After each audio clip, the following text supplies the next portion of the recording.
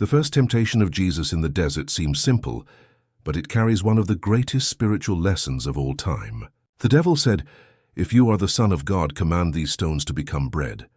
But why didn't Jesus do it? He could have. He had the power to turn stones into bread, but he chose not to. And that decision changed everything. The devil didn't want bread. What he wanted was Jesus' obedience. He wasn't attacking his hunger. He was attacking his identity. He was saying, prove who you are. Show your power. Do something to prove yourself. But Jesus knew who he was, and those who know who they are don't need to prove anything to anyone. That was the trap, using the power of God outside the will of God, trying to fix with human hands what the Father was still shaping.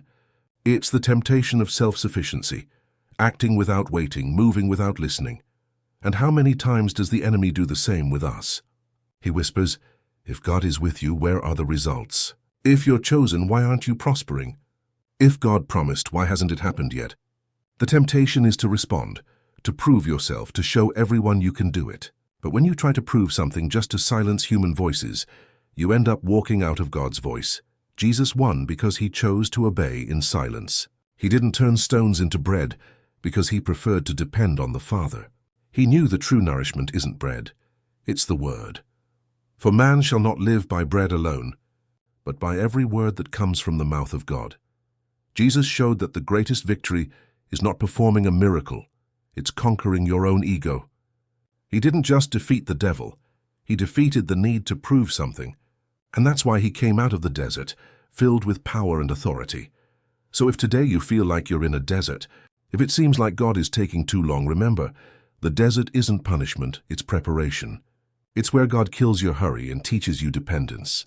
Don't try to turn stones into bread just to prove that God is with you. Wait for his timing, because those who remain faithful in the desert will be served by angels in victory, and the same Spirit that led you into the desert will bring you out in power and glory. If this word spoke to your heart, comment below, "I don't need to prove anything. I trust God." And subscribe to watch the next video, "Why didn't Jesus come down from the cross?"